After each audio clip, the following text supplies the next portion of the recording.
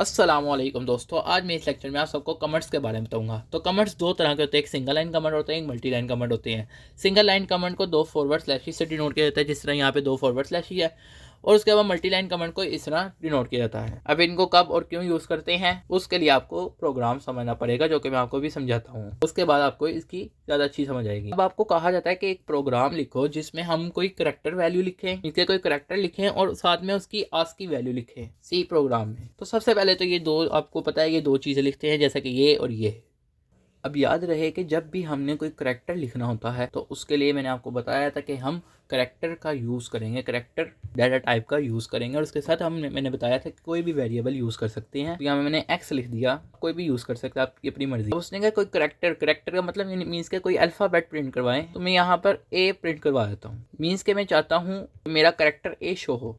तो जैसा कि आप जानते हैं कि करैक्टर डाटा टाइप में हम कोई इंटीजर वैल्यू नहीं लिख सकते, बल्कि हम कोई करैक्टर ही लिखेंगे, वो करैक्टर लिख देते हैं। तो ये आपकी अपनी मर्जी है, चाहे आप इधर ए लिखो, बी लिखो, सी लिखो, जो मर्जी लिखो, आपकी अपनी मर्जी है। जो लिखोगे वही शो होगा मीन्स के आउटपुट स्क्रीन पर। अब आपने आगे क्या लिखा, प्रिंटफ में लिखा कि character value of X is percentage C और एक्स। अब ये कैसे प्रिंट होगा? देखिए, जो परसेंटेज के अलावा वाला जितना भी हिस्सा है उसे एक तरफ कर लें आप, मीन्स के उसे एक पार्ट समझ लें। अब अगर आप यहाँ पे देखें, ये जो डबल कोट्स के अंदर जितना भी टेक्स्ट है, यानी कि जितना भी लिखा हुआ है, हमने वर्ड्स लिखे हुए हैं, सेंटेंस लिखा हुआ है, सिर्फ परसेंटेज वाले कीवर्ड के अलावा वो बिल्कुल एज इट इज प्रिंट होगा, मीन्स के character value of x print होगा। तो आप यहाँ पे चाहे करैक्टर वैल्यू लिख लें या जो मर्जी लिख लें, मीन्स के जो आप चाहते हैं कि as it is output screen पे शो हो। अब उसके बाद आगे आ गया परसेंटेज सी, और आपको मैंने बताया था कि जो भी फॉर्मेट स्पेसिफाइड होगा वो भी डबल कोट्स के अंदर आएगा, और आगे लिखा हुआ है कोमा एक्स।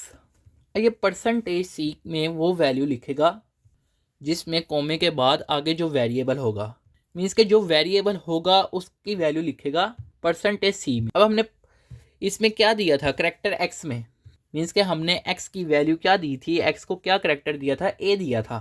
तो फिर ये परसेंटेज सी की जगह वो लेटर शो करेगा जो कि हमने करैक्टर डाटा टाइप में इनिशियलाइज करवाया है। तो अगर यहाँ पर बी होता तो क्या फिर बी शो करता? तो बिल्कुल यहाँ पर बी, यहाँ पे आप जो भी नंबर लिखोगे और अगर इस तरह आप प्रिंटर में लिखोगे तो ये वही शो करेगा। ये मैंने आपको समझाने के लिए वैसे ऊपर लिखा, लेकिन नीचे भी आपको आउटपुट लिख दूंगा भी। अब उसने सिर्फ करैक्टर नहीं कहा था, उसने कहा था साथ में उसकी आस्की वैल्यू भी प्रिंट करवानी है। तो अब मैं लिखूंगा आगे दोबारा printf ASCII value of, आप इसको छोड़ दें, इसको बाद में समझाता हूँ।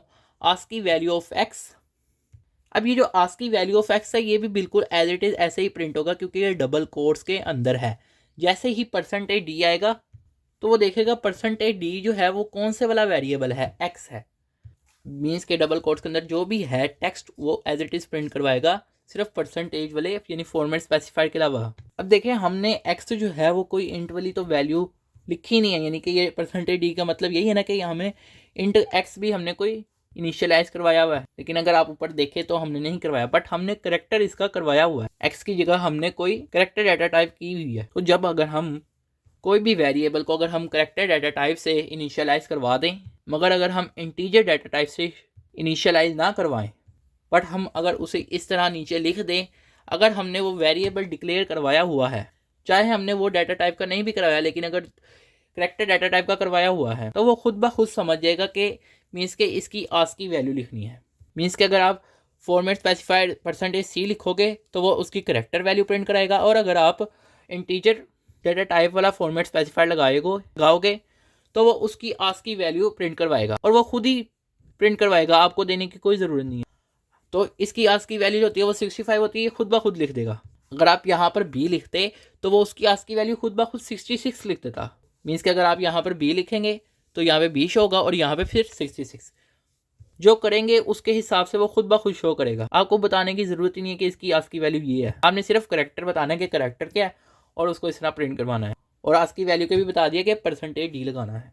अब मैं चाहता हूँ कि मैंने ये जो आपको चीज़ें बताई हैं ना, मैं इनको नीचे भी प्रोग्राम में लिख दूँ, यानी कि जब मैं पीसी या लैपटॉप पे करूँ तो मैं साथ साथ आपको बताने के लिए यहाँ पे साइड पे भी लिख दूँ या नीचे को लिख दूँ, तो अगर वो लिखेंगे वो एग्जीक्यूट हो जाती हैं। तो अगर हम चाहते हैं कि उन्हें एग्जीक्यूट ना करें लेकिन हिंट के तौर पर वो लिख ही रहें, तो हम कमेंट्स लगाते हैं, कमेंट्स का यूज़ करते हैं। तो अगर मेरी कोई ऐसी स्टेटमेंट है, मैंने कोई ऐसी हिंट बतानी है जो कि एक लाइन में मुकम्मल हो सकती है, तो मैं उसके लिए सिंगल लाइन कमेंट यूज़ करूँगा। जैसे कि लास्ट लेक्चर में मैंने ये चीज़ बताई थी, यानी कि वेरिएबल डिक्लेरेशन बताई थी मैंने, मीन्स के इस वर्ड को, इस सेंटेंस को एक ही लाइन में एक्सप्लेन किया था, इस वजह से मैंने सिंगल लाइन कमांड यूज़ किया था। तो सिंगल लाइन से आपको साफ साफ पता चला होगा। इसी तरह नेक्स्ट लाइन में मैंने एक और बताया था, तो मैंने भी उसे सिंगल लाइन से किया था। तो चाहे तो आप हर सेंटेंस को सिंगल लाइन में कर लें, या फिर आप मल्टी लाइन कमांड भी यूज़ कर सकते। वो कैसे करेंगे वो भी आपको बता देता हूँ। अब जो चीज़ मैंने ऊपर बताई है वो मैंने नीचे एक्सप्लेन भी कर दी है, मीन्स के मैंने प्रोग्राम के नीचे भी लिख दी है। तो आप चाहे प्रोग्राम के नीचे लिख लें या उसी जगह पे लिख लें, जहाँ मर्जी लिख लें, आपकी अपनी मर्जी है, लेकिन आपने बॉडी सेक्शन के अंदर रह के लिखनी है। अब ये देखें एक से ज़्यादा लाइन में आया है, तो फिर अब यहाँ पर अगर मैं सिंगल लाइन कमेंट लगा दूँ और मैं कहूँ कि ये सारी लाइनें कमेंट्स हो गई हैं, तो वो सारी लाइनें कमेंट नहीं होंगी, वो सिर्फ सिंगल लाइन कमेंट होगी। लेकिन अगर मैं यहाँ पे मल्टी लाइन कमेंट का यूज़ करूँगा तो तीनों लाइनें जो है वो कमेंट हो जाएंगी।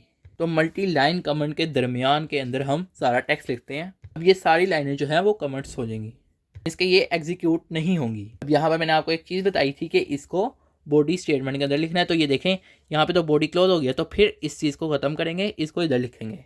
अब बात रह गई है बैकस्लैश n की, मीन्स के इसकी।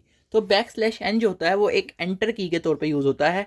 मीन्स के सबसे पहले क्या होगा, आपका प्रोग्राम चलेगा यहाँ से, फिर यहाँ पर, फिर उसके बाद ये देखेगा, ये वेरिएबल कोई वैल्यू को स्टोर करेगा, और फिर उसके बाद क्या करेगा, प्रिंट एफ करेगा, और ये चीज़ को प्रिंट कर देगा, आउटपुट में शो कराएगा। मीन्स के सबसे पहले इसने लिखा यूँ करेक्टर वैल्यू ऑफ एक्स, और परसेंटेज सी की जगह जो हमने वैल्यू स्टोर करवाई हुई है वो प्रिंट करवा दी।